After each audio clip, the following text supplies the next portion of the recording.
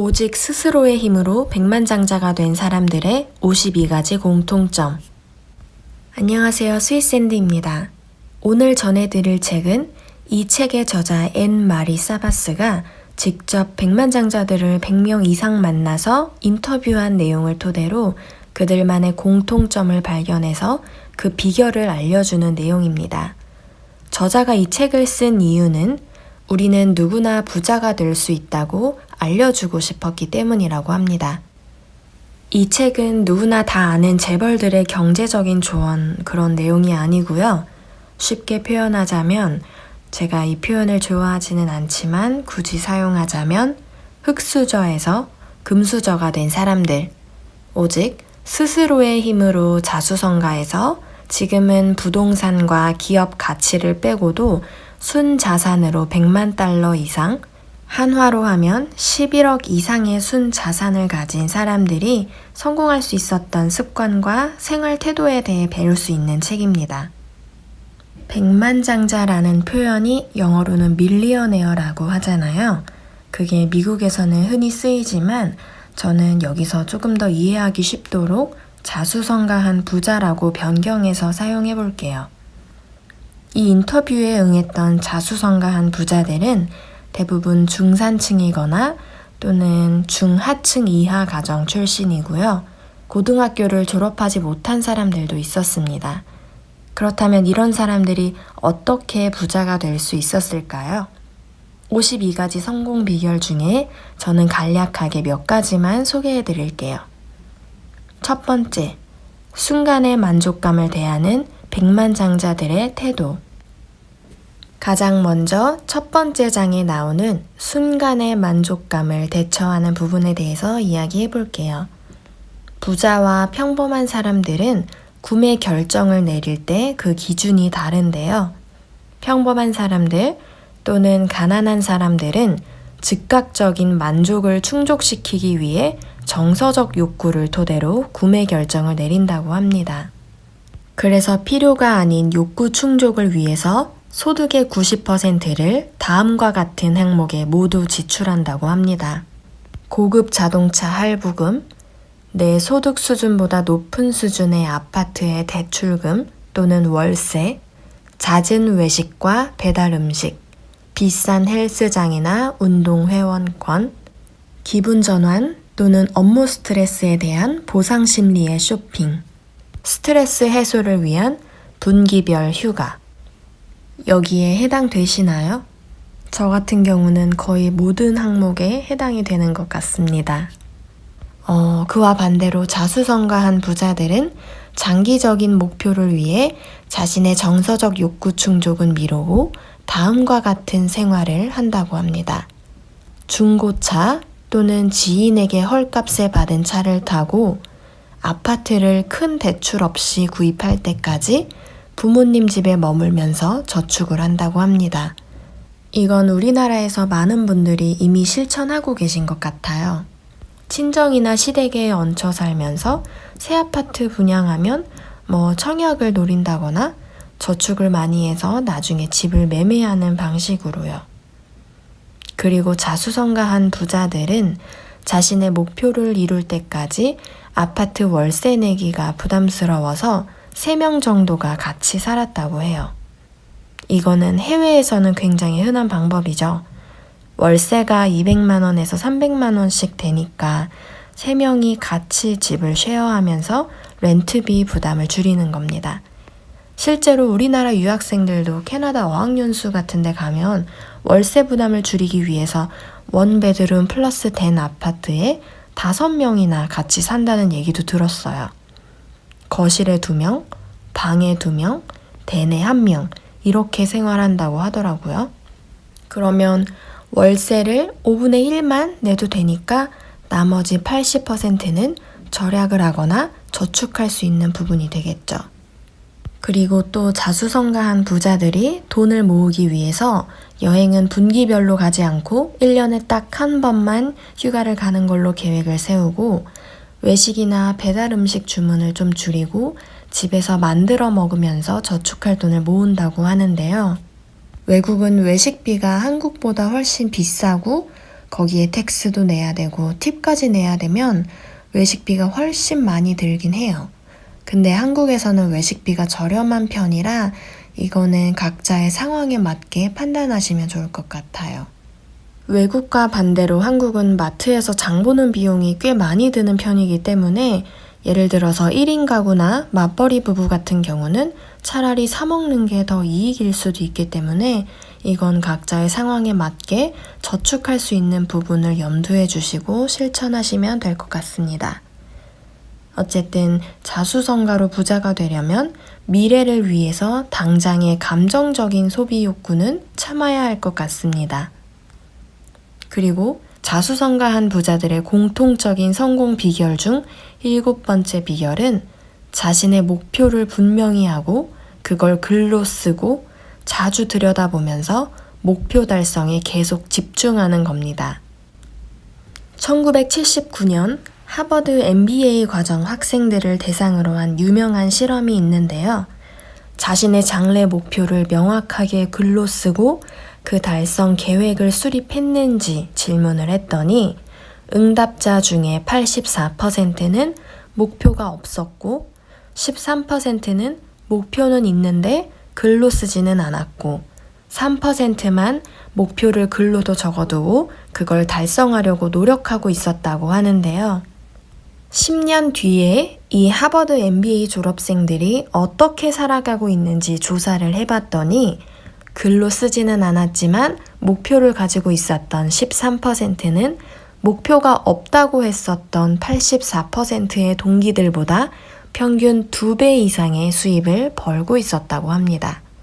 그리고 그 3%, 글로도 적고 목표를 위해 노력한 3%의 학생들은 나머지 97%의 수입을 다 합친 것보다도 평균 10배가 많은 수입을 벌고 있었다고 합니다.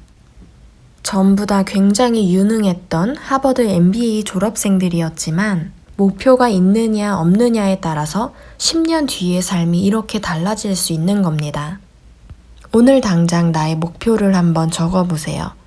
저는 제 목표를 적어서 냉장고에도 붙여놓고 제 노트에도 따로 적어놨는데요.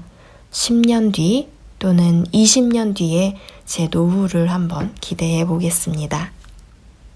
이 책에 나온 18번째 성공한 사람들의 공통점은 선행을 베푸는 사람들이었다는 겁니다. 자수성가한 부자들은 자신의 시간을 나눠주는 선행 나누기를 한다고 합니다.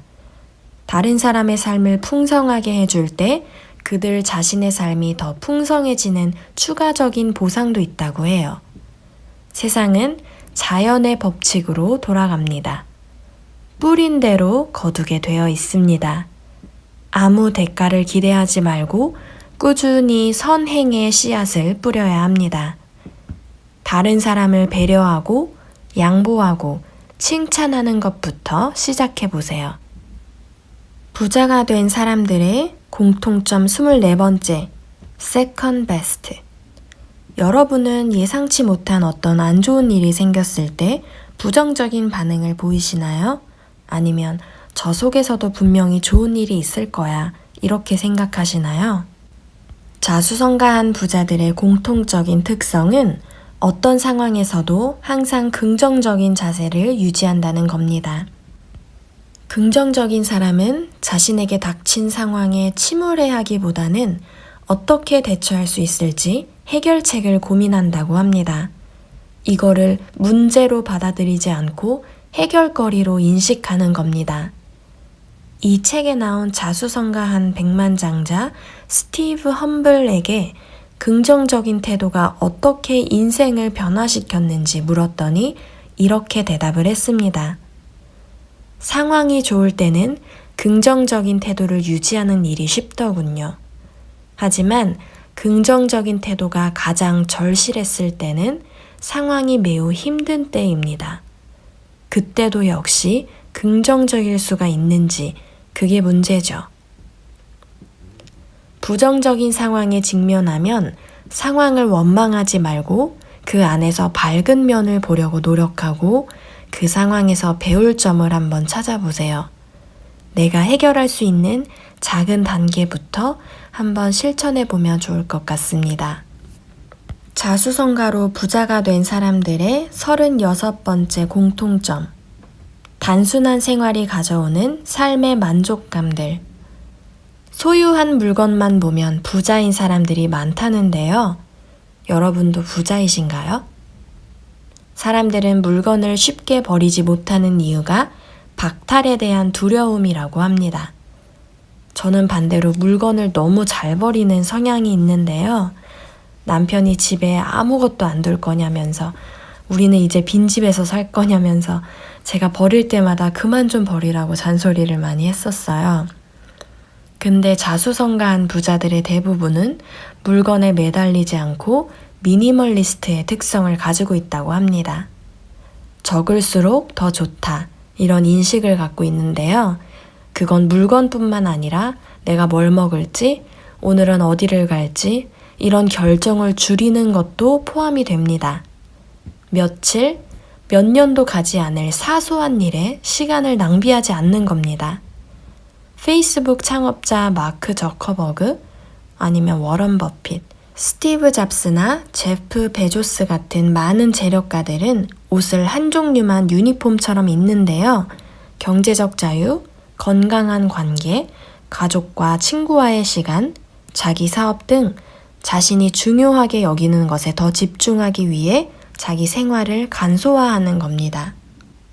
이렇게 미니멀리스트가 되고 싶다면 먼저 생활에 꼭 필요하다고 생각되는 물건 100가지를 선택하고 나머지는 다 서랍이나 상자에 담아서 정리해 보세요. 그리고 한 달 동안 그 100개만 사용하면서 내 생활이 어떻게 달라지는지 살펴보세요. 저는 이런 경험을 한 적이 있는데요. 제가 남편이랑 아이랑 캐나다에 1년 살기를 하고 왔었는데 그때 한국에서 짐을 최대한 정리하고 버릴 건 다 버리고 꼭 필요한 것들만 박스에 담아서 선박으로 2달 정도 후에 캐나다 집에 도착했었어요. 그때 이사할 때 쓰는 그 박스가 총 9개였는데 그걸 2달 동안 못 받고 캐리어 5개에 꾸겨 담은 짐들만으로 생활을 했었는데 전혀 불편함이 없더라고요. 심지어 그 9개의 박스에 뭐가 들어있었는지 기억도 안 나게 되고요. 나중에 박스를 열면서 이것도 있었지, 이것도 있었네, 이렇게 이용하면서 또 필요하게 되더라고요. 그때 진짜 미니멀 라이프를 반강제적으로 실천하면서 우리가 얼마나 필요 이상의 물건을 소유하고 방치하고 있는지 깨닫고 그때 생각하면 지금도 꼭 필요한 게 아니면 소비를 잘 안 하려고 노력은 하는데 이 감정적인 소비를 제한하는 거는 쉽지가 않습니다.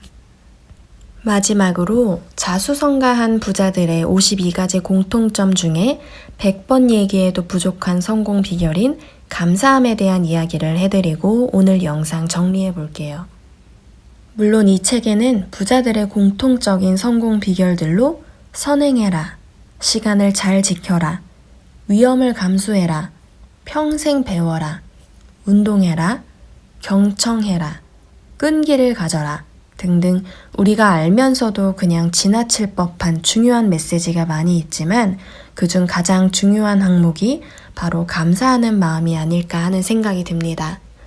감사함을 표현하는 사람은 행복할 뿐만 아니라 긍정적입니다. 나에게 없는 것이 아니라 내가 가진 것에 집중하세요. 늘 감사한 것을 스스로에게 상기시키는 겁니다.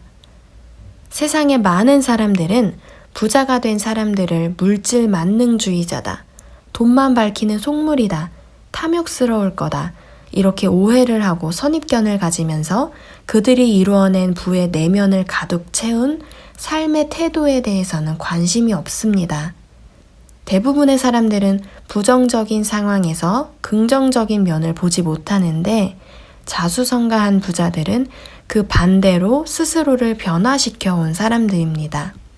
부정적인 상황에도 감사하도록 스스로를 가르칩니다. 당신이 집중하는 것은 성장한다는 말이 있잖아요. 가진 것에 감사하는 마음에 집중할 때 감사의 마음이 커지고 더 좋은 일이 많이 생깁니다. 감사일기를 한번 써보세요. 저는 올해 1월 1일부터 시작했는데요.